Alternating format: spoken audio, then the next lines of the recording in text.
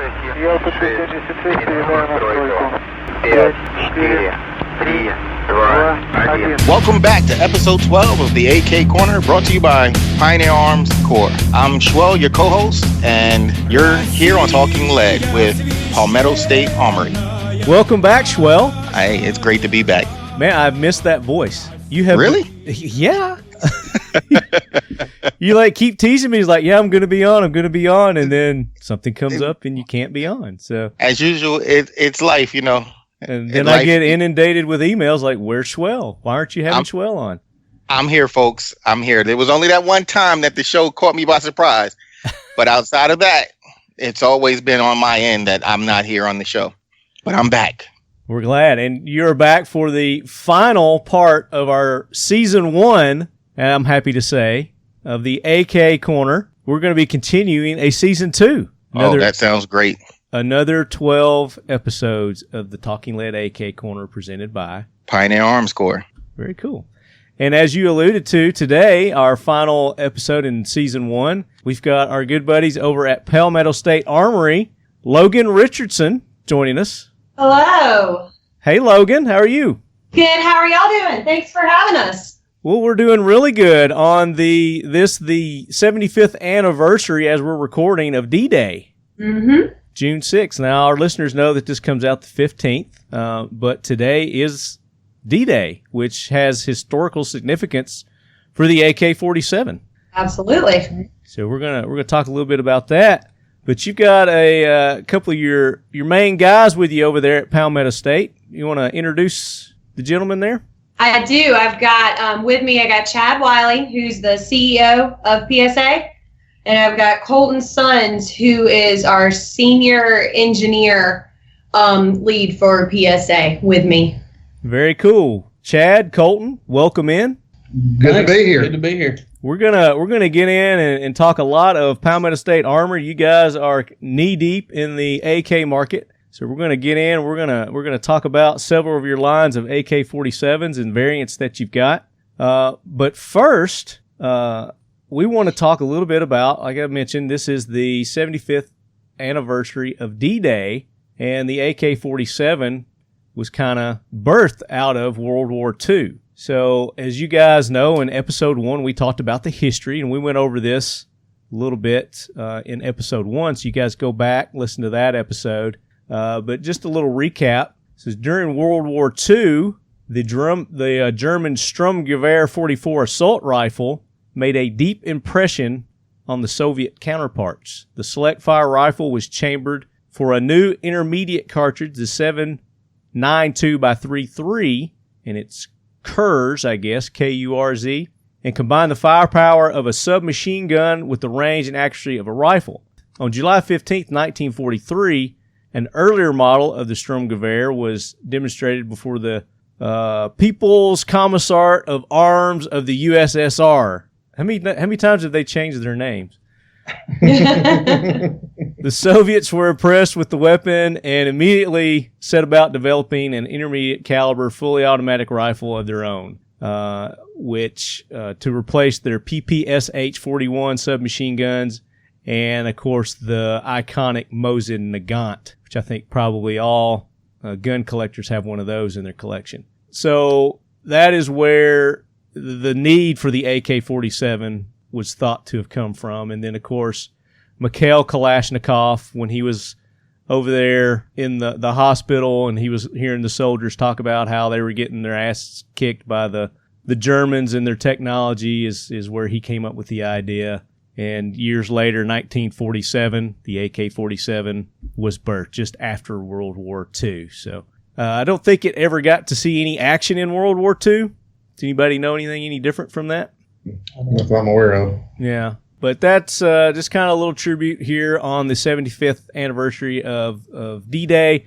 And, of course, you lead heads that are listening to our regular scheduled program, the last 2 episodes we've touched on and talked about some World War II aspects in those shows. So make sure you go back and listen to those as well. Yeah, that was the one of the greatest groups that ever lived. And, you could tell I was reading a story. There was a guy the other day on the anniversary of his paratroop drop. He was 99, I think it was 97 or 99 years old, 97 years old. He jumped out of an airplane and landed about where he landed on D-Day. Oh, okay. So he just did that recently. Jump at 97. That's amazing. That's the greatest generation that ever walked this planet. I truly believe that. Absolutely. Nails. Yeah. And as we mentioned in prior episodes, if you know of someone, if you've got a family member, a relative, or you know someone who has a veteran from World War II, just go and spend some time with them. Just go and say, hey, I mean, that would mean the world to them. You don't even have to talk about the war or anything like that. Just spending some time with them because they're not going to be around much longer. One of the greatest, we had Al Mampry on the show at SHOT Show this year, and Al Mampry was the last surviving member of Easy Company, Band of Brothers. Mm-hmm. Yep. And it was a treat to have him on. I mean, just quick-witted, still sharp as a tack, funny as all get out. He was a great man. He just recently passed away. As you guys are hearing this, I think it's probably going to be about a week and a half ago that he passed away. But yeah, the greatest generation of our time, no doubt about it. So let's get into Shwell. Let's talk about some Palmetto State Armory. Unless you got any updates for us on Pioneer Arms Corps. No updates right now, but I think we'll have a huge one starting season 2. Okay, that's a good way to kick off season 2, right? Yes, sir. Very Absolutely. Good. Very good. And then, of course, we've got one more AK-47 from Pioneer Arms Corps, a Hell Pup to give away, and then maybe, just maybe, Palmetto State Armory. Too many P's going on here, guys. May have a little something for you lead heads as well. But let's get into the show. Let's talk Palmetto State Armory.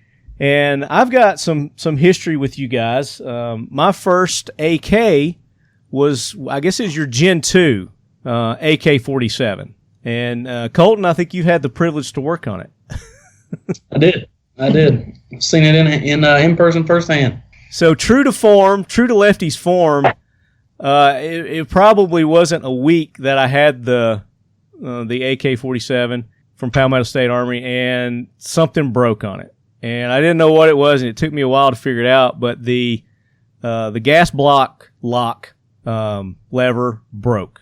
I don't know how I broke that, but true to my form, I will find a way to break something. If it can be broken, I can break it. So people know that if they want to, send a torture test gun somewhere, send it here. If I just touch it, it'll break. But send it back to you guys, and you fix it in no time. Had it put back together, sent back to me, and ever since then, that's been, I don't know, 2 years? Had to be at least 2 years, yeah. Yeah, it's been at least 2 years, and it's run fine. I've got a couple of thousand rounds through it, and it's running great still. Good to hear. And that was a Gen 2. Since then, you guys have come out with a new version. You got the AK-47 GF3, you're calling it. That's right. First, let's talk about how you guys decided to get into the AK business. That was pretty simple. It was one of Jamin, the owner's favorite platforms. He knew that there was, a gap, I'd say, in the market where an American company wasn't 100% producing an AK platform. And his vision was to have an AK built in America, by America, with American parts. And that was kind of the initial. There were several companies at the time that were American companies, but they were building them from assemblies, surplus kits and stuff like that they got from overseas. And he looked at it and said, it's time for an all-American variant to hit the market. And he absolutely loved the AK, so it kind of just fit. And that was been roughly 4 years ago? 4 or 5. I think it started. Yeah, it started sometime in 2014. And I think we actually started producing them maybe early 2015. Yeah, and if you talk, it was a twinkle in his eye from the first time he started selling firearms. So it's his favorite gun. That's really where it started. Honestly, and Jamin is a veteran, correct? Yep, he's active, right? Is he still active? He's a major in the National Guard. Yeah, he hadn't retired yet. Oh, I thought he'd retired by now. Bless his heart. Good for him. That's why he couldn't join us today, right? He's play, so we'll leave him a little bit, and he can stay in the National Guard. He needed help as it got bigger. So yeah, but he's still the guy. He's still in the military. We got a lot of active military here. Yeah, and that's a pattern that I've noticed too. Is a lot of our military men and women that have served overseas and have had firsthand experience with and against the AK-47. They seem to have grown whether it's a affinity or a respect or whatever it may be for the AK-47, because it is a formidable design. It has stood the test of time. It's the most prolific rifle that's out there. I think there's some stats that are floating around that there's something like 8 to 10 million AK-47s floating around the world. Yeah. I saw a statistic that said 1 in 5 firearms on the planet, in the world, anywhere, 1 in 5 is an AK variant. It's some sort of an AK. And that's only growing with all the, like you said, the variants that are coming out, with the 9mm variants, the hybrids that are coming out, the shotguns. Yeah, I was going to say the shotgun variants that are coming out as well. I mean, it's growing and growing. This design is so simple, but it seems to be perfect. That's why it gets the respect it gets. It's such a simple design, simple and rugged, and that it was designed as a tool of war. And on a battlefield, you need something that's rugged like that, and it truly stands up to that order. Yeah. With stocks hanging off of them, foregrips gone, crooked sides, bent, twisted. Duct tape. Whatever they can use. Yeah, goat spit, whatever, holds it together. They'll still run. I do have a question. With all the sanctions that we have in the country with the imports of other AK brands, did you guys feel rushed to get your models to the market? Well, we felt the sense of urgency there. I don't know if rushed is a good way to put it, but there was a definite sense of urgency, seeing that hole in the market and seeing, other competitors knowing they were trying to get on their feet with a full-blown American variant. There was a definite sense of urgency. There's also a learning curve. Oh, absolutely. With that platform that we didn't. Right. You can't call K Liskov in Russia and say, hey, what's made with this and how do you do that? How do we go about, what kind of tool and fixture have you got? That leads to my next question. We always talk about how simple the design is, but I don't think it's as simple to execute or to make it all come together in a manufacturing sense. That is an excellent point, and I'm glad you brought that up. That is one of the things that we struggled with in the beginning, and it was an eye-opening experience for all of us, because here we were founded as an AR company, and ARs go together like Legos. An armorer's wrench and you're in, and you're done. So here we are. It was kind of a misconception that that gun is a much simpler design. It must be simple to build, and it is not. It is much more complicated to build that gun than an AR ever thought about being. Yeah, and that's a good point. Is simple design, but again, the way that it's made is completely different. Two different philosophies on how those things are. I mean, you got to have a ton of stuff. Some bricks to bash with. Yeah, and that reminds me. What I was going to ask you, Colton. What got you involved with the AK-47? Nobody else wanted it. No. Is it? I'm sure you started off with ARs like most armorers. I did. I started. That's kind of what got me into firearms was the AR, and I was a manufacturing. Had a large background in manufacturing at Caterpillar before I came here, and when I came on board here, it just it fit that it was something new for me. Getting into AKs, I had just started, getting an interest in AKs because I had everybody, the played out AR game. I had seen it, done it, built it, had 3 of them. Of each type, it was kind of let's try something else. And it kind of fit with my background in manufacturing, knowing, all right, this gun is not something you just put together with an armorer's wrench. We had to have dedicated fixtures in place for everything, every operation step. And so it it got more or less, I got voluntold that AK platform and bring it to market. So, and here we are. Now, is that something that you just learned through trial and error on your own, or did you seek out experts in the field and try to take courses and classes and get exposure that way? How'd you learn your trade? A little bit of both. What was available, what information was available, we sought that out and talked to people we could talk to, found any contacts or resources we could get, because once you've got a design, that's just the beginning. It's looking like Chad was saying, it'd be nice just to ring them up and say, hey, what's the best way to install this gas block? What's the best way you time this or you seat this?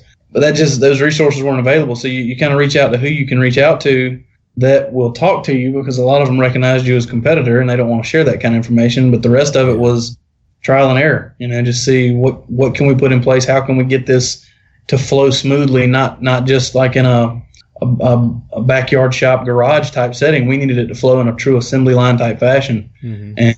And we had partners, engineering not really firms, machine shops had engineers who had experience in some different building processes. some fixtures, and they recommended some stuff along the way too. They were like, we see you're going after this. We've actually built some of this for X company, blah blah blah. Could we make a suggestion on how to do this? And obviously from the beginning we were like, yes, by all means, if you can give us some insight on that, lead us along the way, and took it from there. Yeah. And like most companies, I mean, you try to put out the best product you can initially, but always, you run into some issues or problems, and, the customer feedback, I know you guys are real good on taking your customer suggestions and going in, and then when you do your redesigns, making them even better. And I think all companies go through that. And that leads me to our the AK-47 GF3. You're in your third generation of that now. Talk about the transformation that AK has gone through to where it is now from where it started, and what's made it better. Where we have arrived at, what you'll see on the GF3 is the biggest difference that the customer base will see is the internals. Everybody, the market, the community, everybody was saying forged, got to have forged. We want hammer forged internals. So that is the biggest difference you'll notice from the Gen 1 and 2s to the current Gen 3s. The Gen 3s are all hammer forged, bolt carrier, and trunnion. Again, that's the most noticeable difference. If you track kind of what makes our AK special, what makes it, what we say is better on the market, you've got all hammer forged internals, you've got fully nitrided barrels. The process has come a very long way. Look, kind of what we were talking about, the assembly line process. We went from the Gen 1s, they were, kind of struggling through building, a small number every day in a very manual gunsmith type method, to now we've gotten all of our assembly fixtures and our processes down to where we can build on a given day. From when I came here to now, I'd say we've increased. We have a capacity to build about 9 times as many as we could build then. Wow. They are very, very consistent. So if you look at the numbers on a daily basis, what we can push out now to what we could push out then, it is literally 9 times as many on a daily basis, and that's shared too amongst the main 3 platforms we got going, as well as it will be shared amongst the upcoming models. But the biggest thing you'll see is consistency. Mm-hmm. They're all done on fixtures now. They're not gunsmith style manuals, individual gunsmith working on a gun. It is assembly line style. And so when they come out, they're cranking out, they're identical, and they're all about as perfect as we can get them. Yeah. They get, as we were talking earlier before we started the show, we've got a very robust team of quality inspectors now that are growing. That department's growing daily, and especially on the AKs, we are, just because they're scrutinized so heavily, we have a lot of resources dedicated to QC in our AKs, and each one, other products might get one dedicated QC check, full point inspection on everything, and then it'll get maybe checked off on the main points down the line before it gets packaged, but not fully gone through twice. AKs get fully gone through independently. Like one QCer goes through it, and then it goes to another one as if it hadn't gone to one yet at all. So, and then they compare notes and see, did one of us miss anything? And if there's something different, they go back and say, all right, well, let's look at this and make sure we're happy with it, or does it need rework or whatever. Yeah. They're very, very picky about what gets through on the AK side now. And they're more complex. I mean, they're simple, but there's so many different complexities to a complete rifle than an upper that we'd sell on the AR side. You want to make sure that rivets aren't dimpled. And I mean, it's kind of a white glove service if you go back there and hang out any length of time. I mean, they're looking at those guns up to 30 minutes at a time sometimes, over if there's a scratch, if there's a dent, any little thing that could be corrected before the customer gets it. And they sight them in. Yeah. They bore sight them, every one of them from the factory before they ever get out. Nice. So we get comments all the time of people's like, yeah, I just took my AKV out and I was on paper at 50 yards. It's and it should be, but they go to great lengths to make sure that when the customer receives that platform that it's 100% or as close to 100% as we can get it at that time. And if it's not, let us know. We will make it that way. Now you guys are out of South Carolina. That's right. Is the whole PSA operate out of South Carolina, or do you have operations in other states or other areas? You self-sustain there in South Carolina? It's a bit so. We're starting to get the story out more. We've got a video that we're working on now. If you go to our story, there's video footage, B-roll that kind of shows our manufacturing capability. So PSA is owned by a holding company, JJE, which is Jamin and two other owners. We have sister companies that support our product through engineering, design, and manufacturing capability that do operate in other areas. So we've got North Carolina, we've got Florida, we've got most of which is in South Carolina, but we do have different states that support our product. Mm-hmm. They're not PSA owned. Right. They're actually sisters of PSA as a company. Think of us as kind of the retail market channel for JJE. Right. JJE's focus is JJE's the big umbrella, and then these others fall under JJE. And we're all subs. And the reason I'm the CEO of PSA is because each one of those entities has somebody like me that represents that entity. So I'm the rep for the PSA brand, and then we have sister companies who have the same role. So that's kind of the way it's a little bit. I want to explain it because we don't want to say, PSA owns X. PSA does. Completely understand. Yeah. So we use their services a lot. The reason they feed us and we feed other manufacturers too. Yes. So those companies feed other gun industries. Not just PSA. Yeah.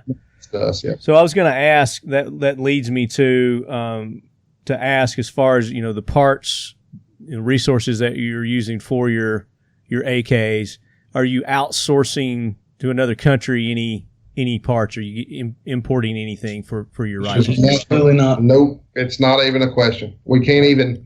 If I brought it up, I think that I'm going to smack my hand. He is the whole concept of JJE is to bring manufacturing back to the States, and we do everything 100% in the USA right now as far as AKs and whatnot goes. And the reason I asked that question is, the 922R compliance that some of the companies have to abide by. You guys don't fall under any of that you have to do because everything's done and it's a complete U.S. rifle. We've actually had other manufacturers represented from other countries, such as at SHOT Show, approach us and say, and Jamie be involved with it too, right then and there in the conversation, say, hey, I can make this part for you much cheaper. Why don't you give it to me? And he's like, I don't care. I'd rather pay more for it and it be American made. Yeah. I was going to, also on the flip side of that, do you guys, do any foreign companies, AK manufacturers, do you make parts for their rifles? Do you export anything?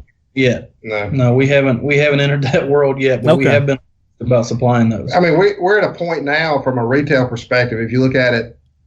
So there's a bigger conversation one day I'd like to get on your show and talk to your listeners too about our model, but go direct to consumer. So we have such a high demand that it doesn't give us the opportunity to help other companies build their AKs. We sell every one we get as soon as we put them online, direct, as if you were a manufacturer dealing to a distributor who went to a gun shop who goes to the customer. We're direct to you. So we've got such a demand for our product that we can't even entertain or think about entertaining. You just keeping yourselves above water. Yeah, we're build a backstock of it. It's everything we build that day is sold out by the time we come in the next day. And about how many estimated? I mean, I'm sure you know exactly how many are you cranking out a day?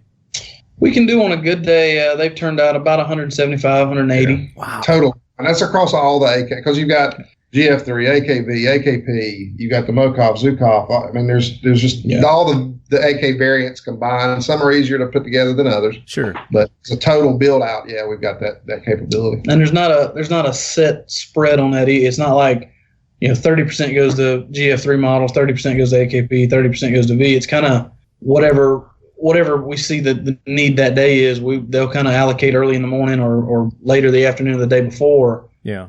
All right, tomorrow we're going to, 60% of our resources is going to be spent building GF3s, and then we'll pick up the rest, 20 and 20 on Vs and Ps, sure. or et cetera. Or right now, what it's been for the last few months has been a lot of resources dedicated to the V, because that is the hot ticket item right now. So we've added a disproportionate share of resources over to building the AKVs. And we're going to talk about that in just a second. I want to talk about the AKP, because that's kind of the next, I guess, attrition down from the AK-47 down to the AKP, which your AKP is your AK-47 pistol variant. Right. And I've been testing one out.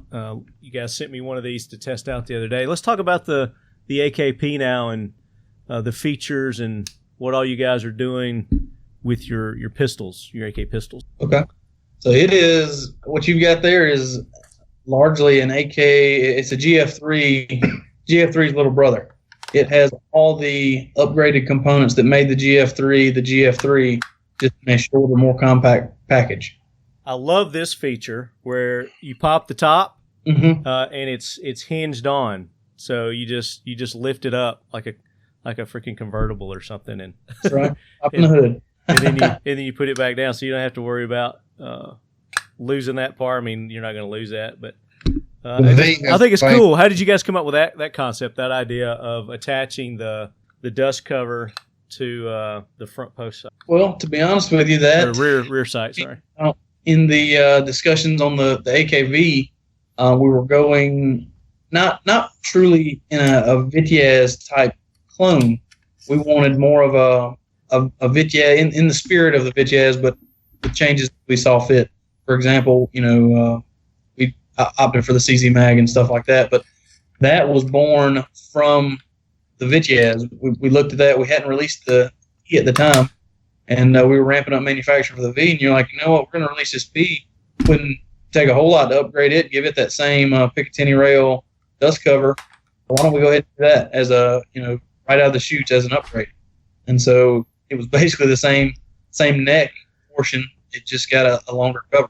Yeah, and I like it because that's probably what everybody they want rails. They want to be able to put their red dot on there, their scope, whatever it may be, and you just went ahead and did that. Now, is your GF3s have that also? Is that feature on the GF3? GF3s do not. They have the traditional rear sight with the traditional ribbed stamped steel dust cover. Okay. Still mount from the side. You put the. That's right. There is still we do the side rail where you can do the cantilever side. Yeah, I think everybody's going to want that model. We could do a model later with that, but that's more of your traditional AK platform, your GF3. The variants that we'll get into, the Ps, the Vs, you get a little bit more flexibility with them than you do your traditional AK style look and feel. So. And we do have some models coming up here soon, either by the end of this year or early next year, that will be a full-size rifle with upgrades such as that Picatinny rail dust cover.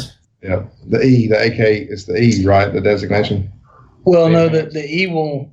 The first offering of the E will not. Okay. Then we'll kind of spread out and do. But it's coming. Yeah, it is coming. That's right. Cool. So the AKP, and is it standard that your pistols are coming with the brace? You all those coming that way now, or do you do any without the brace? No, everything we're selling right now has the brace on it. It seems to be that everybody loves the brace. It's SB Tactical did a great job with that SBA3, the concept behind it, and everybody loves it. So we kind of stuck with that. Now we do have some more models coming out In fact, I think they actually got launched. Side folders came out this week. Yeah. Oh, nice. Yep, side folding V. There will be a side folding P, and the first models that we're releasing right now are side folders with the what SB Tactical calls the FS 1913 side folder. It kind of has an L shape, but not too far down the line we'll have a triangle side folder also. This one, there's attached to a Picatinny that gets replacing the rear trunnion, and it just folds over. It's one boom, if you will, with a doesn't have the traditional triangle look, but yeah, it's just got a butt pad. People's loved it on the V. So when you guys say soon, this episode won't go live until the 15th. Will they be active or live on the website before then or after that? Which one's the triangles or the whichever one you said is coming soon? Triangle. The triangle that it's coming soon. No, it will not be available by then. We're probably looking at we're a few months on that one, 2 or 3 months out. Okay. But now the side folder that we're talking about, the 1913, it will be active at the time of this drop. So I mean, it's out now. It's out now. It'll be more, I guess, available whenever this goes live. So okay, hit that website, folks. Hit that website because their stuff does not last long. Right. We're also selling those individually, and we're selling the adapter that attaches to the AK that can use that stock. That stock. So if you've got a different AK, you can use your adapter and you can slap that on there. Your AKP that you have there, it'll swap out just fine. Yep. And no permanent modifications either. Other manufacturers as well. It'll that AKM ish. I mean, you can't guarantee that. Well, sure, so yeah. Our adapter, like what you have there on your P that uses the SBA 3 brace, that adapter will go on other manufacturers' rear trunnions. The side folding Picatinny style, or the adapter that's a Picatinny style with a side folder that clamps on with a Picatinny method, it will not. It only will go on ours because we use I think we're unique actually in the industry. We use a 2-piece rear trunnion that has the actual riveted in core of the rear trunnion, and then the tang that sticks out the back. We call it a puzzle piece attachment. It kind of keys in, and it's in 2 pieces. On the SBA 3 adapter, it uses the full tang, so it will key into your any country of origin, any AK that has an AK-74 style rear trunnion, it will work on those. But the Picatinny style, you have to remove, just take your puzzle piece out when you go to install it. Yeah. Okay. I know a lot of people go to you. You're kind of the go-to for parts. We've got a lot of builders, do-it-yourself kind of men and women out there that listen to the show, and I know that they get a lot of their parts from you guys. So they're going to want to know that. So let's go ahead. Let's get into the AKV. That seems to be the hot thing going now is pistol caliber carbines, in the competition world, and I know that the AK versions of those are really hot as well, and you guys have entered that market with your AKV 9mm. Talk about that.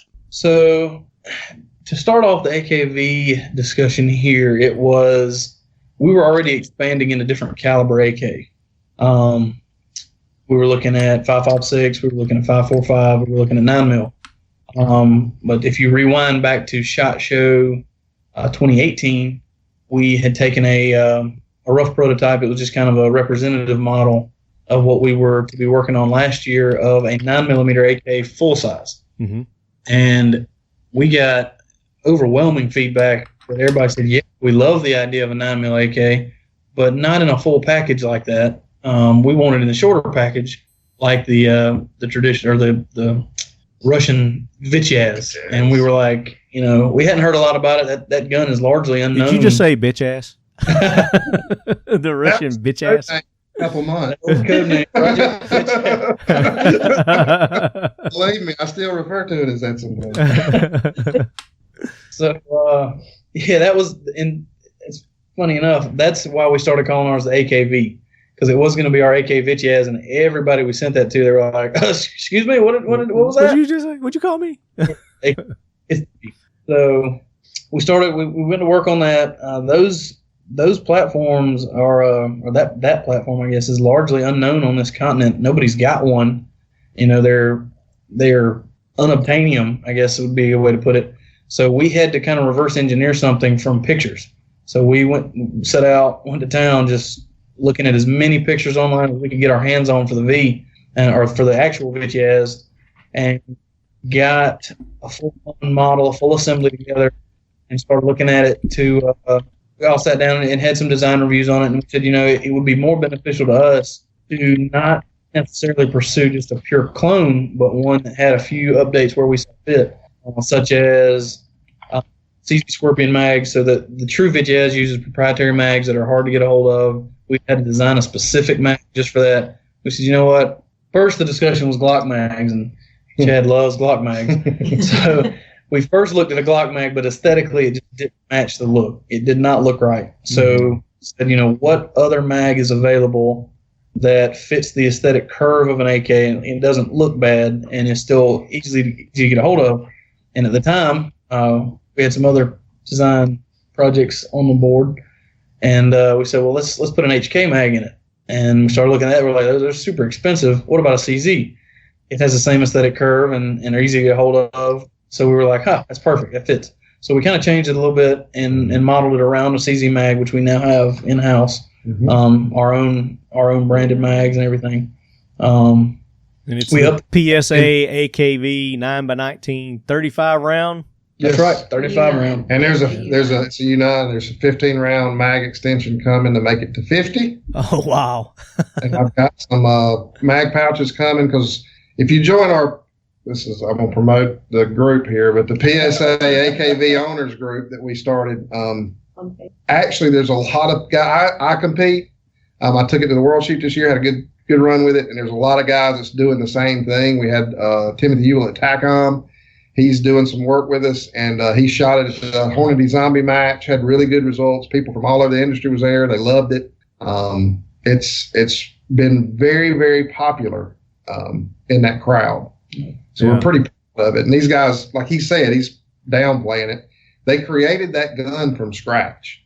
There wasn't a copy. There wasn't a clone. There wasn't a piece here that we could go after. There was no blueprints. It was 2 or 3 guys arguing in a room for months, making drawings and trying to figure out exactly how to come to market with it. And we had a snag at first when we first released it. Quickly addressed it. I think there was only 94 for that total first run that got out. 25 people were affected. The rest can do the manual upgrades. We have some that's doing it. Some of them were 100% from the very first. We had a pause in manufacturing. We got back together, and now if you join that group, people are just raving about it. How do they join this group? The AKV group? Is that what you're calling it? PSA AKV owners group. Owners group, kind of like a Jeep owners group, but that's right. We created groups. Corvette, yeah.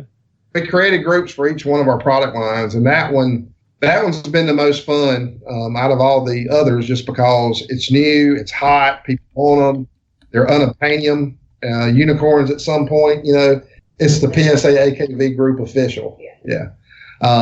So it's fun to see this baby that these guys created get out there and start walking and sprinting. And we've got AK Operators Union, who just today posted his 2,000 round test. He's taken it to 5,000. We've taken them, I would say way beyond that. My personal gun, between matches and practice, I probably have close to 9,000 on. Wow. Same bolt. And it was one of the original chassis from the first layout. So, they're just good guns. I love them. I wasn't an AK guy in the beginning. I'm an AR dude. And then they introduced this thing to me, and I started working with Colton on it, and I kind of fell in love with them, and now I'm starting to collect the other ones too. So, well, there's nothing wrong with doing both. Nothing wrong at all. We're gun guys. We like guns. Sure. So you guys want to check out that group as you're listening here. It's PSA AKV Group Official. It's on Facebook. And can anybody join, or how's that work? Yeah, you'll see my name a lot. Myself and Christopher, man. There's several of us. Logan's on there. Cameron's in our compliance department. The owners sometimes get involved. So there's a lot of personal involvement with our customers on that line. And then I'm an accessory guy by nature. I love the part accessories and the competition stuff. So I'll reach out to the guys on that group and interact with them on what they want to see. So we've got bolt catches coming, specialized bolt catches, mag catches. We're doing mag releases. We're doing the magazine extensions. We're doing the magazine pouches. Nice. We've got a 2-stage recoil system that we're working on with Occam that's going to come out. I mean, there's just a ton of things that we're going to try to wrap around that market to give people not just a great gun, but to accessorize it the way they see fit, because there's nothing out there. I mean, it's not like an AR where you can call a strike or somebody and get an extended mag release. We're having to do that as we go. So while these guys are perfecting that platform and building them out, we're on the other side trying to make accessories that group suggests that we do. Nice. And I just sent my request in, so hopefully I'll get accepted. I'll approve it. There was an application that I had to go through there. You just don't let anybody in. You ask trick questions. You got to do a math test and everything. Yeah, you got to know some history, man. I started sweating there for a minute. Like, oh no, I'm not good enough for this group. But the AKV, I mean, you guys have really come a long way since its development, its inception, and it sounds like you're taking it to a whole nother level, which is awesome. I love that. I love companies that are out there innovating, bringing new ideas, new concepts. You guys didn't just use the same old boring, Glock magazines. You actually put some thought into it and something that fit the aesthetics of the gun, so you made your own. That's awesome. I love that. Yeah. Very cool. So the PSA AKV, you guys can get it when it's in stock on their website. What's the price on that? What are we running on these? The last they range. There's a we've had them as at $6.99, and they're going to go all the way up to $9.99. So there's going to be, like he was talking about, the enhanced version of the GF3 and whatnot. We're already talking about AKV packages. So we'll have an enhanced package. We're talking about doing some. And this is spoilers for you guys. I've not really talked about this anywhere else. So nice. The group fellas may be mad. This is the show for exclusives. So there you go. So we're talking about doing maybe a nickel boron bolt eventually. I want to work with cryptic coatings, maybe do some colored bolts for those. We're going to do a model with ALG triggers. We'll do a competition model that's a rifle. There'll be a 16-inch comped extension pin and welded. It's actually a 7-inch extension, but the overall length will be 16, so you can go to a traditional stock and use it as a rifle. So there's a lot of cool things that's coming for that. ALG triggers in the enhanced version just keep your eye open on that. You're going to see a lot of different cool things come out for that platform. Very cool. When you can get them. But like you said, you guys are ramping up the production. The cool thing about the group is we post when they hit the site. So if you're a member of the group, you know exactly when that's an Easter egg trick for you guys. Inside traders. We post every day as soon as they go available online. Very cool. But still got to be quick, because they every day everything we can produce in a day is sold in less than 5 minutes. Wow. We had one day it went up to 9 minutes. But it's like, is there any way you could slip my name on that list? we'll see. Slip Lefty on that list there, and Shwell. I get email updates, so I see exactly what they're talking about. I'll see an email that says, "Hey guys, this is going up." Well, look at I'll get a link, put the link on my Facebook, and next thing I know, 5 minutes later, people are emailing me or inboxing me saying, "Shwell, that link you put up, it's already sold out, and you only put it up 3 minutes ago." So when I tell folks, when you see stuff go live or hear that it's going live, hit that website, get your money together, go cash in all those quarters from the backseat of your Cadillac and get on it, because they move fast. People are sitting around waiting for those things to go live. And we're not just putting up one or two. They're flushing. I mean, it varies based on day and product availability and whatnot, but we're pushing some AKVs, and it's great for us. It's good for us. Any company can be healthy, but man, everybody loves that thing. We cannot build enough. We cannot build enough of them. If I could do 500 today, we'd do it. But we get frustrated too, because we want to give everybody one. People's like beating me up online. I get yelled at. You told me I could get one if I joined this group.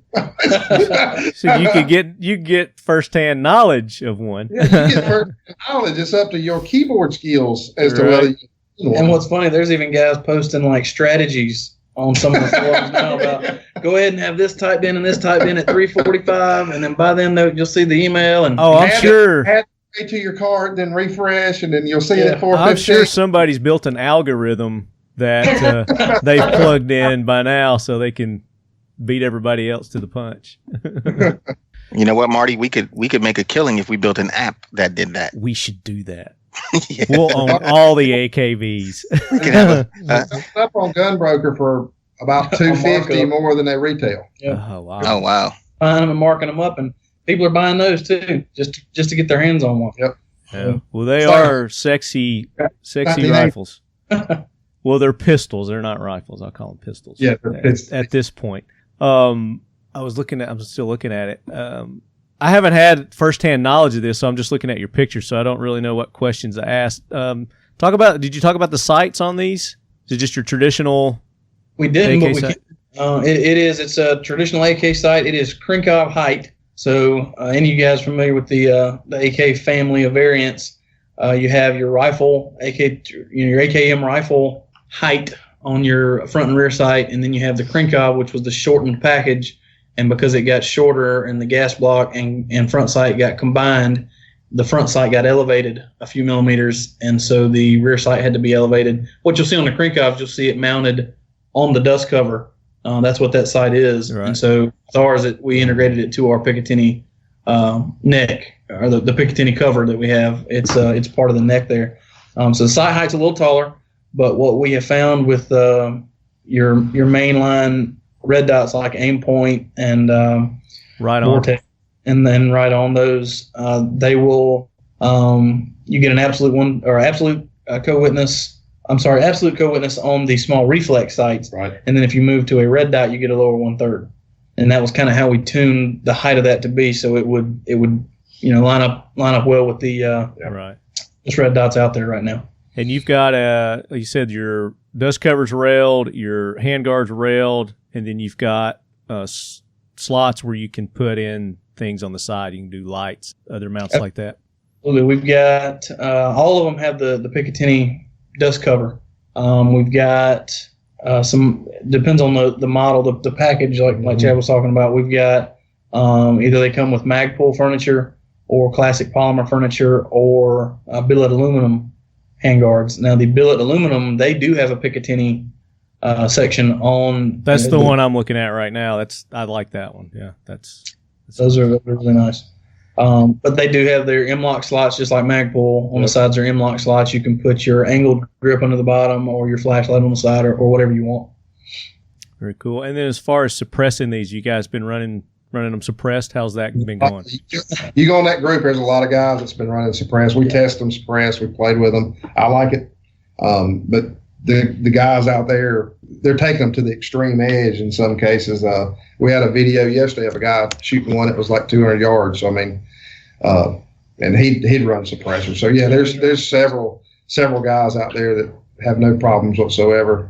Okay. There's a couple guys that have converted theirs. A couple guys that have the class 2 SOTs and class 3 SOTs there. They're running SBRs. They're running SBR. One guy I've seen converted his to full auto and ran it suppressed. A lot of guys that are mastering the bump fire, and when they do that with a suppressor, that's amazing. That's so much fun to run a suppressor and bump fire it. But yeah, they run great, and you don't have to change anything out. It's not like on some guns you have to change your springs or tune your gas port. They run lights out with or without. Gas is not an issue then. Nah, it's on a blowback like that. You don't. That's the cool thing about blowback 9mm. They're a blessing and a curse sometimes because they're hard to tune. But you don't have to deal with gas systems and that kind. And you got to point out that it's a half by 28 thread. I mean, That's right. We in the very beginning it was going to be a traditional like a metric M14x1 left hand like an AK, like a regular AK, and then we were like, you know what,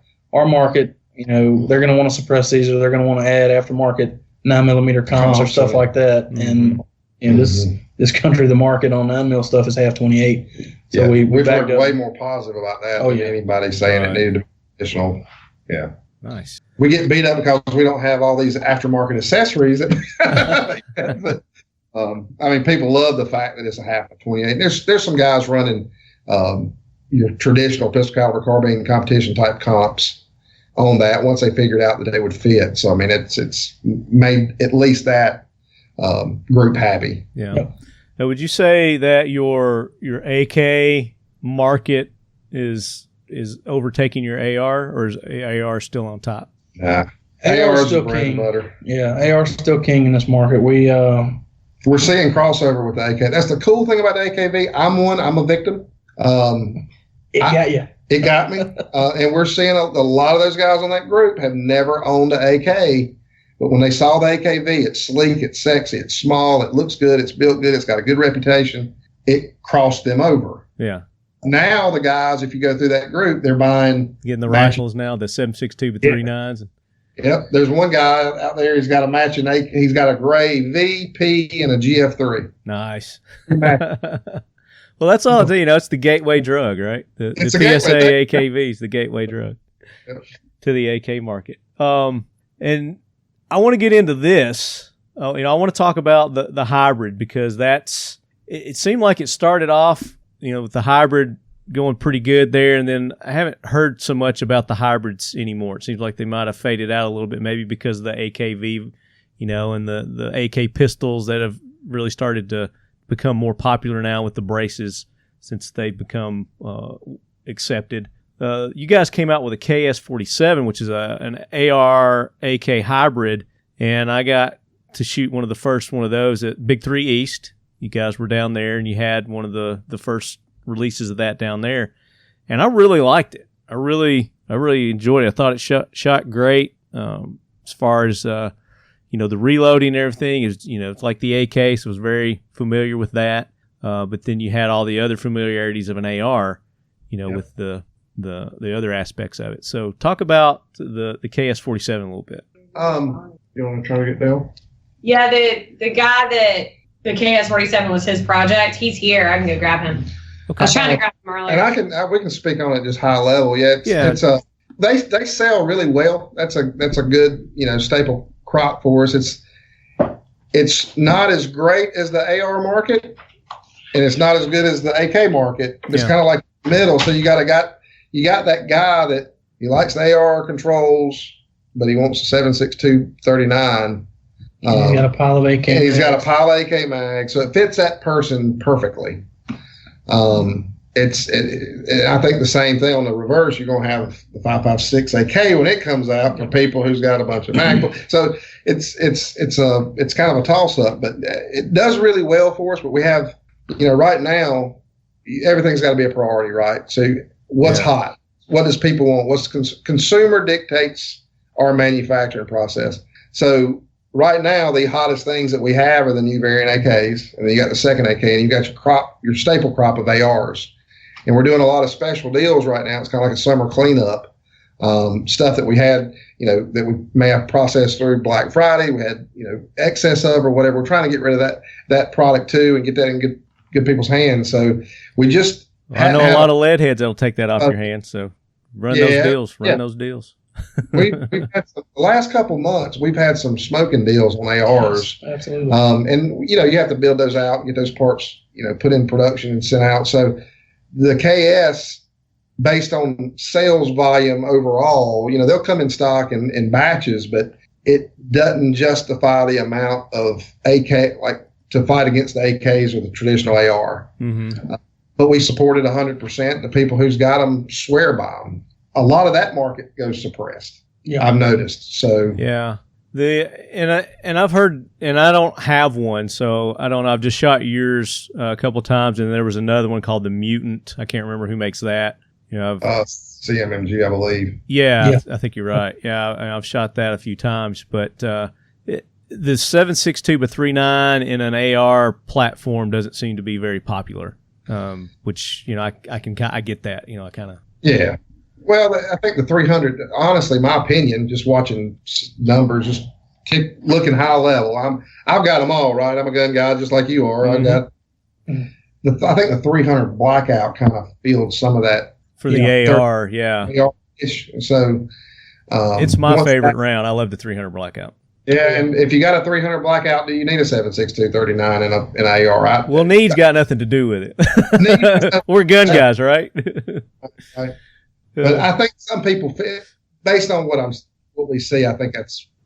What about a 300 blackout in AK? Stay tuned. Yeah, I mean, I don't know. I mean, it's an interesting thought. Why not? You know. Yeah. But I think people will buy it because they love the 300, like you. Yeah. You love the 300. Love AKs, love 300 blackout. Perfect combination. Right. You know, peanut butter and jelly. In the scheme of things, how popular would it be? And that's kind of how we have to right now. Absolutely. I mean, you got to look at it from a dollar and cents point of view from where you guys sit. I understand that completely.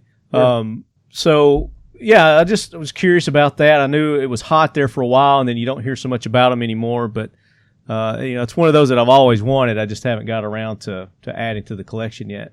Shwell, you got any questions? No, sir. You guys keep beating me. Like, you'll bring it up and then they'll address it. They seem to be on top of everything when it comes to this stuff. It's almost like they've heard it all. While we're on the topic of crossover guns, Ted kind of briefly scratched that surface a second ago.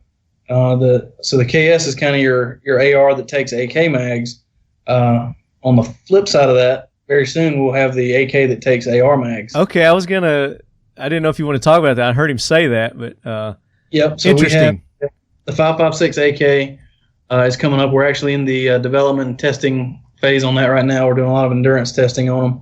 So other countries have done 5.56 AKs. That's nothing special. That's nothing new. The difference is ours is going to take AR type mags. It'll take ARP mags. So is it going to have a mag well? It will. It'll have a mag adapter that kind of transitions. It won't snap in like an AR or like an AK mag, but it will kind of insert like an AK mag and be permanently attached. Mm-hmm. So slip in and out, but once it's attached, then you can just feed your AR type mags in and out like in your AR lower. Nice. That'll be I think that's going to be hot. And that's why I said stay tuned about the blackout, because as soon as we do the 5.56, the blackout, then you can do Once the development's made, Yep.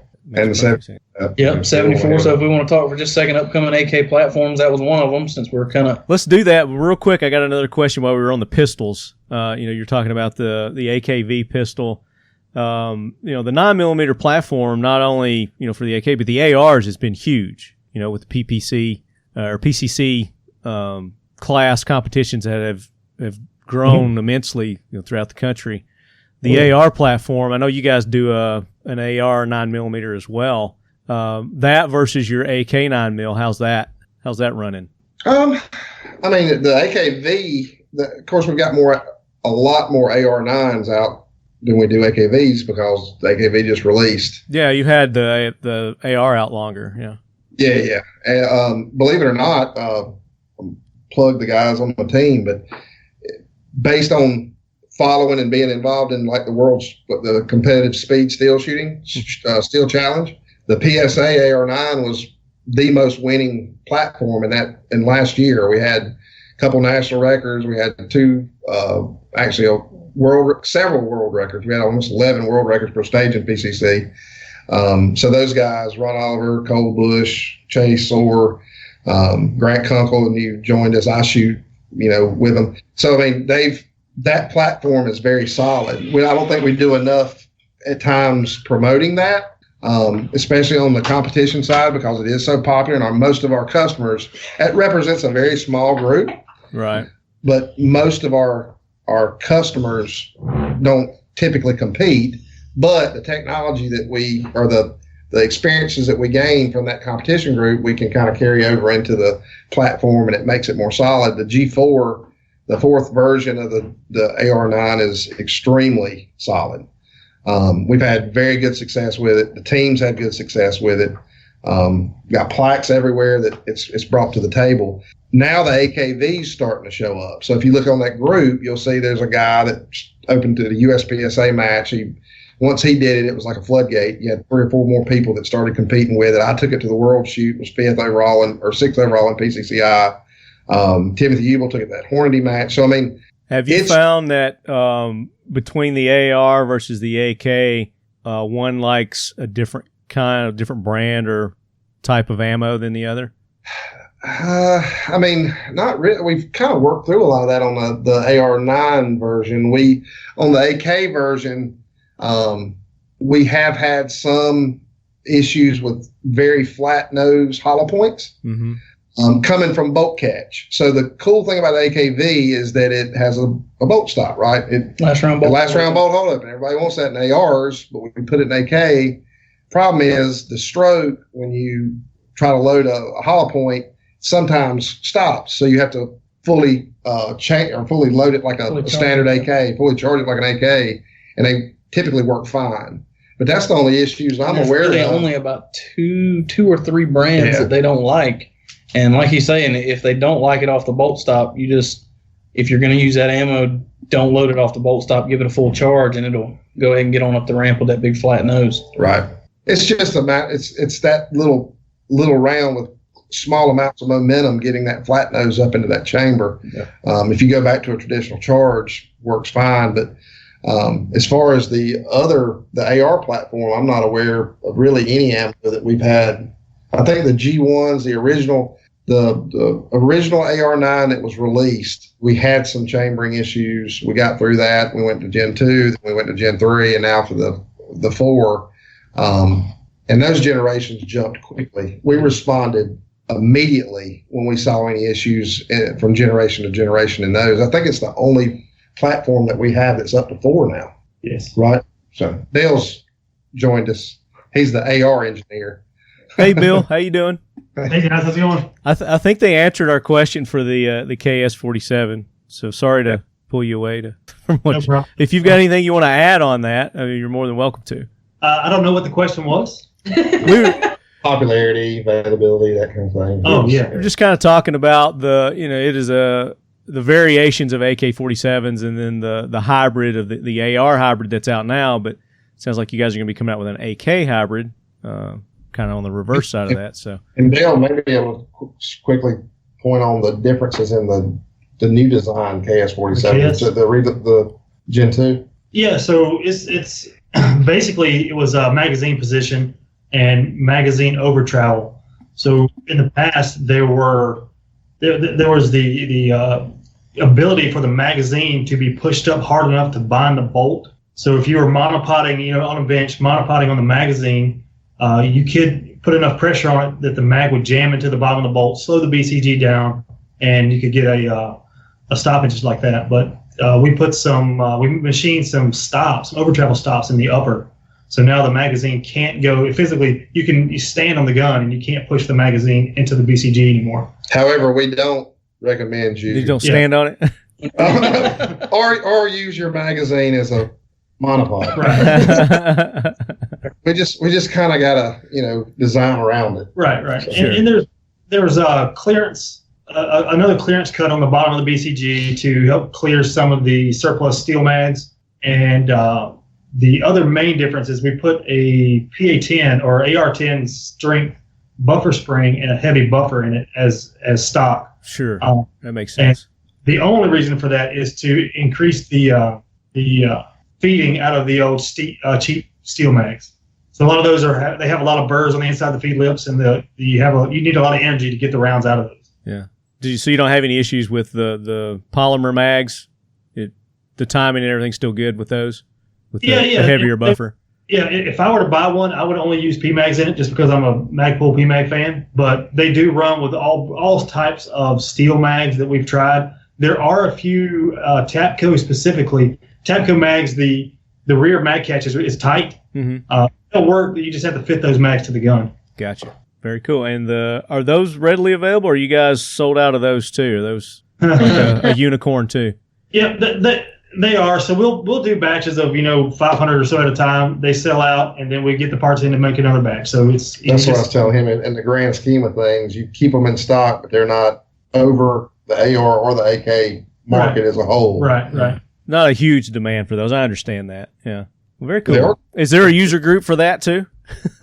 Well, we put those under the Palmetto State Armory owners group. It's just AR owners group. Okay. Is the owner. So there is a group that those guys can come and share their experiences with as well.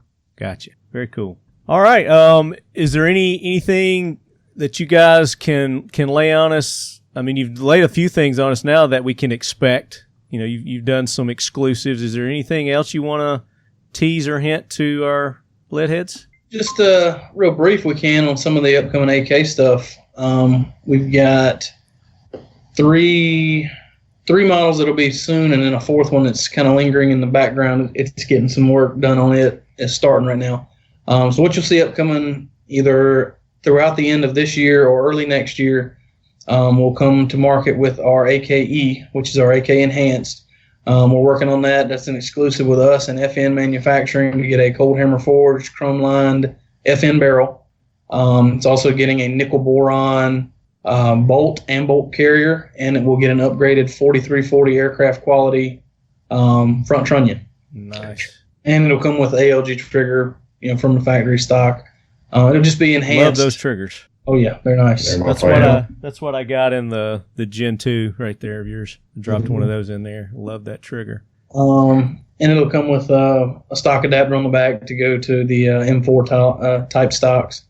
It'll have a combo block similar to your AK 103s and 104s, and a brake on the front. It'll just be an upgraded, enhanced version in your core areas. We also have the AK 74. We're steady working on that. Everybody's been up for that one. Heck yeah. We are steady working on that. In fact, before I came over here this morning, I was involved. I was at the guy that's doing all the modeling for it, of all the parts to send out for to be made to the shops. Was working with him with that on that this morning before I came over here. That's coming soon too. And it'll be your traditional AK-74 545 by 39. Nice. Are you guys going to do your own mags and everything for that? I don't know that we're going to do our own mags for that. I think right now that's not a priority because Magpul already has an AK-74 mag that's readily available. That's what ours will come with. Okay. We may work on something special for it later, but for now I think the plan is Magpul. And not long after that we'll have the AK-556 like we were talking about. And then that fourth one that's kind of lurking in the distance here is an RPK. An RPK. Yeah. So you're killing us here, man. So I mean, all this stuff you guys got planned. Are we looking like next year? SHOT Show? What? We don't really know a firm timeline on it yet. We haven't put hard dates on calendars for it yet. I know the AKE will be this year. That's the one I can guarantee will be this year. The AK-74, best case scenario is late this year. More likely is going to be early next year. And same with the AK-556. That'll just carry on. I don't want to put any hard dates on that yet. What can you tell us about the RPK right now? What do you got in mind? It's going to be a traditional kind of an RPK clone. It's going to be 7.62 by 3.9 for starters, and then we have discussed just kind of some stuff we're going to investigate. I don't want to throw this out and guarantee it yet, but some stuff we're going to investigate early in the project is also offering a 308 version. It'll be, heavy barrel, bipod, the whole deal. So sweet. That's awesome. I mean, you guys are definitely got a lot of things going right now, but adding all that to it, it's amazing. And that's just one side of the market that you guys are in. So you're doing 1911s, you're doing the ARs, you're doing everything just about. Except the bolts. You guys going to get into bolts? I'd love to. He said, make me the guy. Make me the guy. Jamin. You may see a pistol eventually. Yeah, sooner rather than later. Have a pistol, and or you're looking at a pistol, and then what he was saying, bolt guns are on that kind of high far off in the distance. Very good, man. You guys have lots coming. Make sure you lead heads, you go Palmetto State Armory.com. I'm sure you all know the website. They've been participating in the show for years now. Our Black Friday specials, they've always taken part in that, giving you lead heads extra special good deals. And speaking of, we're going to be doing a giveaway here in just a little bit with a Palmetto State Armory gift card of, was it $100, Logan? $100. $100. One of you lucky AK Korner listeners is going to walk away with that, and maybe you can put that as a down payment towards your AKV. There you go. If you're lucky enough to get in on that. We may be able to get a golden ticket for an AKV so you can buy one. That would be sweet, Logan. A guaranteed purchase. Maybe we could do that to kick off season 2. That would be There you go. that would be awesome. So we've had this is our 12th episode. We've given away 11 AK-47 Pioneer Arms Corps AK-47s Shwell to this point. I want to recognize those winners. Our very first winner, very first AK Korner.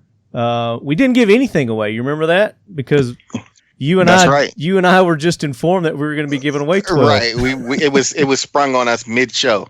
So we did not give anything away on that episode. We didn't. So the second episode, we doubled up and caught up, and we gave 2 away. We gave Josh Mays, which was Squash EDC, and I think it was Alex Kellums. I think they were the first 2 recipients. And I may be out of order on who won these win. Roger Bernhardt, he won the kit. We gave away a AK kit. The underfolder kit, yes, sir. Yeah, that went to Roger. Jonathan Gallup, also known as Giddy Up, was a winner of a Hell Pup. Ed Burton, he won a Hell Pup. Michael Perry, Mustang Perry, he won one. Jerry Black won a Sporter. So congratulations to Jerry. I think we're still owe him that one, but it's coming. It's coming. Yes, sir. Austin Whalen, he's a more recent recipient. Nick Dooley. Jason Farmer won the PPS 43. I think we gave that away, episode 4 last? Right. And then our most recent, episode 11, Jacob Rozecki won that. So congratulations to our previous winner. And then we've given some other stuff away. Some of you other lead heads won some things from Occam Defense has given some stuff away. Rifle Dynamics has given some stuff away. Our good buddy Vince Buckles, they gave away a class to one of our lucky lead heads. That's right. Mesa Kinetic Research. So, all kinds of great stuff. You guys have been participating, taking part, made this one of the most popular series out there on the podcast world, the AK Korner, talking about the AK-47. So we're going to give one more away today, Shwell. And I've gone through from day one, since we started this, and looked at all the people who have been liking, commenting, supporting our guests, supporting the sponsors, Pioneer Arms Corps, on social media, email suggestions that they send in each week. And I've narrowed it down to 6. The roll of a dice is what this is going to come down to, Shwell. And I'm going to read these names off. Number 1 is John Palmer. Number 2 is Big Papa 94, which is Zeke Ellison. Number 3 is Kenneth H. McGee. Number 4 is Bill Adams 2, T-O-O, as in also, and that's Bill Adams. Jason Edgar and Pierce Taylor. So you guys, in addition to all the other lead heads that are out there, we still, Jacob and Jason and Nick and Austin and Jerry and Josh, all those guys are still taking part, even though they won. Been great supporters of the show. We greatly appreciate it. But let's give this away. I've got a dice here, or a die. I'm reaching down to get it. And last episode we let Pepper roll the die, but she's not here today. So I know. I have to roll it. Unless one of you guys, do you guys have a dice there at Palmetto State? No gambling. There's no gambling at work. I know y'all play bones during lunch break. I know Jamin's out there rolling the bones with you guys. Come on. Said bones. I will let you guys roll if you've got a dice. You have one. No, I don't have. I'd rather lay this on you guys and not me. So we let Colton pick a number 1 to 10, but he may not be able to A number 1 to 10. All right, I'm going to roll it. I'm going to try to get the camera on here so you guys, you're my witnesses. All right, there's my board. You saw the names. I named them off in order. John is 1, Big Papa is 2, Kenneth is 3, Bill is 4, Jason is 5, and Pierce is 6. So Let's here go we go. 3. Let's go 4. Number 1. I need something Number to 6. shake it up with. Put it in a cup. Well, I got Put it water. in that. I got water in my liddy. Oh. I can't do that. All right, I'm just going to shake it. Here we go. Can you see the box? Mm-hmm. Yes, sir. There it is. You see that? What is it? Number 3. Number 3. Number 3 is Kenneth McGee. So, Kenneth, congratulations. You are the 12th winner, the final winner of Season 1 for an AK Hell Pup from Pioneer Arms Corps. So congratulations, and thank you to Pioneer Arms Corps for a great first season. Can't thank you enough. Kenneth, you got to be legal to own a firearm, and I think you know that, and I think you are. Shoot us your contact info, talkinglead@gmail.com, and I will hook you up with Shwell, who will then in turn get all the information from you that he needs. So very good. Now we want to give away the Palmetto State Armory $100 gift card. Do you guys have a suggestion on how we go and pick a winner for this? Doesn't matter. I mean, it's your gift card that you're going to hand off. Go ahead. I don't know, how should we do it, Shwell? Let's something random. Let's go to. Are you guys able to go to Instagram over there at Palmetto? Yes. Okay, go to Palmetto State Armory's Instagram. I'm sorry, go to Pioneer Arms Corps. It's Pioneer Arms USA, right, Shwell? Got it. Okay. Correct. I'm going to go there. Let's go to pick an episode. 1 to 12. Pick a number. Colt, 1 to 12. Pick a number. 7. 7. All right. So go to episode 7 where we made a post, and you'll be able to see those they stand out real distinctive. It's Talking Lead AK Korner part whatever. Yes. Go to part 7 on their Instagram. Mm-hmm. And I'm going to go there. And then there's part 6. How many comments are on there? It's only 2. There you go. Yeah. This is going to be easy. It's going to be easy. Only 2. And Chad is not looking at that right now. So pick 1 or 2. 2. 2. Bird Brain Industry. Bird Brain Industry, you are the winner. And I've seen him on several posts too. He's one of our later additions to the AK Korner. He's been getting into it here recently, but he's been taking part. Dan L. Americano. I doubt that's his real name. So you got to be in America, I guess, to use this, right? In the United States? Yes. Yeah, Right. so if you're not in the United States, continental United States, then you're not eligible, Bird Brain. But shoot me an email, talkinglead@gmail.com with your contact info. I'll forward that over to Logan, and she'll get you that $100 gift card to PSA. Sounds good. Very good. Guys, that does it. We're wrapping up Season 1 of the Talking Lead AK Korner presented by Pioneer Arms Corps. It has been an amazing 12 months. I have learned, I can't even fit all the amount of information I've learned. That's why I record it. So I can go back and listen to these episodes. But to all our great guests that we've had on from the beginning, with Vince Buckles, with our good buddy over at Rifle Dynamics, Jim Fuller, Brian Keeney. Yep, Dave Fortier. Dave Fortier. We got to get Dave back on for Season 2. He's a wealth of knowledge. Marco Vorobeiv, James Yeager. Oh, man, the list is so wide.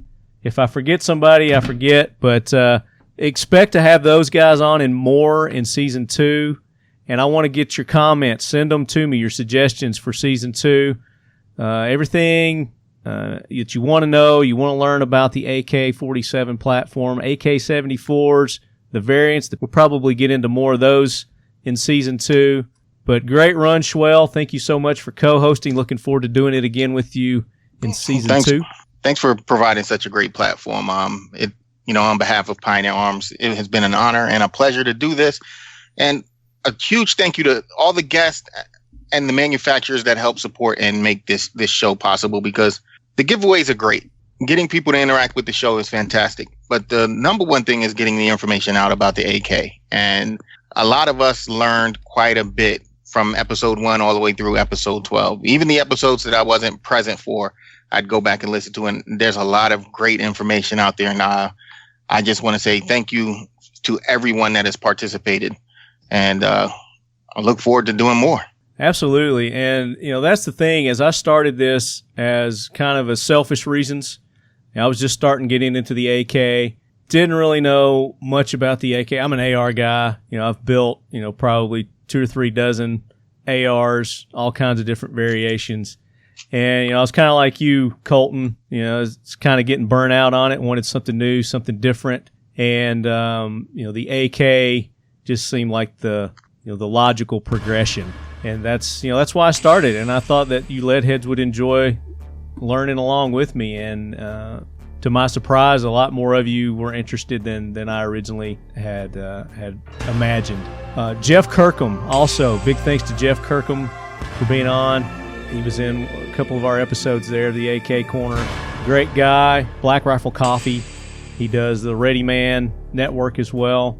Just so many guests there, but none of this would have been possible without CJ Johnson. So CJ, thank you so much for having the courage and the foresight to get this going. I've been trying to get it going for like 2 years now, and I really appreciate you jumping on and having faith in me and in the show to kick it off, and then we're going to do it again. So, parting words from Palmetto State Armory. Thank you for letting us be here.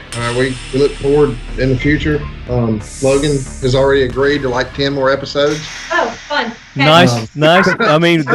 We definitely want you guys to be a part of this also in our season 2. You've got a lot with the AK. You got a lot of experience. You kind of started from scratch and you've worked to where you're at now, and you're taking it further. You're being very innovative in your approach to the AK. And I like that. So I would love to have you guys part of season 2 as well. Good. Just let us know. Yep. We will do it. PalmettoStateArmory.com, their Facebook, their Instagram. Is it just Palmetto State Armory? There's Palmetto State Armory official. Instagram is Palmetto State Armory official. Okay, official. Very good. And Shwell, Sir. You wanna close us out here? Thanks everyone for joining us, and until the next episode of the AK Korner, brought to you by Pioneer Arms US, from Lefty and myself, we want to thank you for participating and look forward to sharing more and more experiences with the AK Korner. Very good. And make sure you go back and listen to the past episodes, get caught up, because season 2 is coming, and we're going to kick it off with Kalashnikov USA.